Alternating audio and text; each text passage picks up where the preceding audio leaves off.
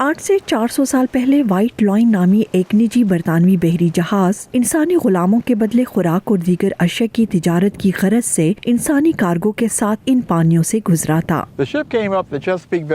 یہ بحری جہاز چیساپیک بے پہنچا اور یہ اس جگہ اگست سن 1619 میں لنگر انداز ہوا۔ اس جہاز پر تقریباً 20 افریقی غلام سوار تھے۔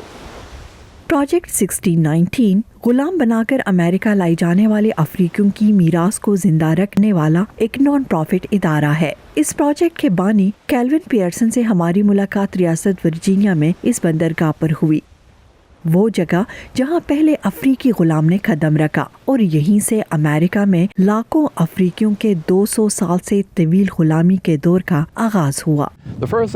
یہاں پہنچنے والے پہلے افریقیوں کا مقدر غلامی تھا۔ ان کا کام باغات اور مکئی اور تمباکو کے کھیتوں میں کام کرنا تھا۔ زندگی بھر کے لیے یہی ان کا کام تھا، اور یہ اس سے بخوبی واقف تھے کہ انہیں اس غلامی سے کبھی بھی چھٹکارا نہیں ملے گا۔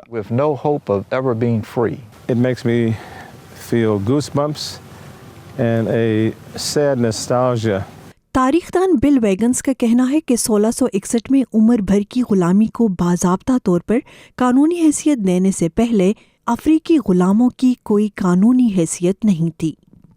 I just can imagine. میں ان احساسات کا تصور بھی نہیں کر سکتا جو کہ زنجیروں میں جکڑے ان افراد کے اس وقت ہوں گے جب انہیں اجنبی جگہ پر لا کر بحری جہاز سے اتارا گیا ہوگا۔ ان سے کہا گیا کہ تم نے یہاں کام کرنا ہے اور ادھر ہی زندگی بسر کرنی ہے۔ اس بات کے ثبوت موجود ہیں کہ وائٹ لائن بحری جہاز میں موجود 2 درجن سے زائد افریقیوں کو میکسیکو جانے والے غلاموں کے پرتگالی جہاز سے زبردستی اٹھایا گیا تھا۔ یہ آزاد لوگ تھے، انہیں اغوا کیا گیا اور پھر غلام کے طور پر بیچ دیا گیا۔ اس بات کے ثبوت موجود ہیں کہ وائٹ لائن بحری جہاز میں موجود 2 درجن سے زائد افریقیوں کو میکسیکو جانے والے غلاموں کے پرتگیزی جہاز سے زبردستی اٹھایا گیا تھا۔ یہ ہمارے آباء و اجداد کی مقدس جگہیں ہیں۔ یہاں پر چلتے ہوئے مجھے اینتھنی اور ایزابیلا کا خیال آتا ہے۔ وہ اس اجنبی جگہ پر اترتے ہوئے کیا سوچ رہے ہوں گے؟ یہ گراؤنڈ زیرو جہاں سے امریکہ میں افریقیوں کی غلامی کا آغاز ہوا تھا۔ پہلے آنے والے افریقیوں کو ہیمپٹن اور جیمز ٹاؤن میں باغات کے مالکان کے ہاتھوں بیچا گیا تھا۔ وائٹ لائن کے ورجینیا پہنچنے کے چند دن بعد ایک اور بحری جہاز کے ذریعے چند مزید غلاموں کو لایا گیا، ان میں اینجلا بھی شامل تھی۔ اینجلا کا شمار ان افریقی افراد میں ہوتا ہے جن کا نام 1620 کے بچ جانے والے ریکارڈ میں موجود ہے۔ باقی ناموں پر مشتمل ریکارڈ باقی نہیں رہا۔ ماہرین آثار قدیمہ کا کہنا ہے کہ اینجلا نے زندگی کا بیشتر حصہ جیمز ٹاؤن میں گزارا ہے، جو اس وقت ایک نیشنل پارک ہے، اور جہاں ماہرین آثار قدیمہ ان کی زندگی کے عام پہلو منظر عام پر لانے کی کوشش کر رہے ہیں۔ اینجلا کے ذریعے ہم اپنے ملک میں غلامی کی طویل تاریخ، غلامی کے آغاز اور نسل پرستی کے بارے میں بہت کچھ بتا سکتے ہیں، اور اسی دوران اپنے تصورات کے ذریعے اینجلا کو اس کی شناخت اور عظمت کا احساس دے سکتے ہیں۔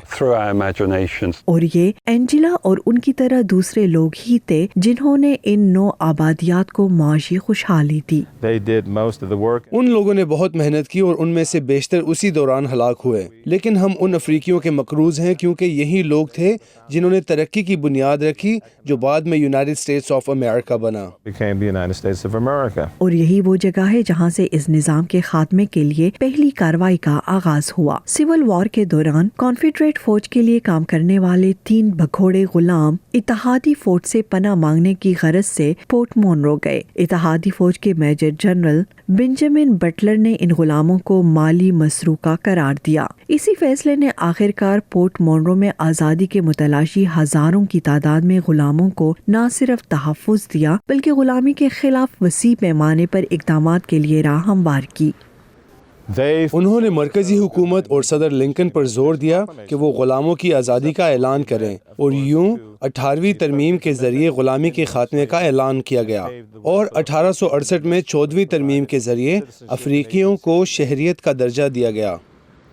پورٹ مونرو کی جگہ اب نیشنل یادگار ہے۔ یہ وہ جگہ ہے جس کے حوالے سے آنے والی نسلیں ایک ابھرتی ہوئی قوم کی قدیم تاریخ کو بہتر طور پر سمجھ سکتی ہیں اور بہت کچھ سیکھ سکتی ہیں۔ کرس سمکنز کے ساتھ شہناز نفیس، وائس آف امریکہ۔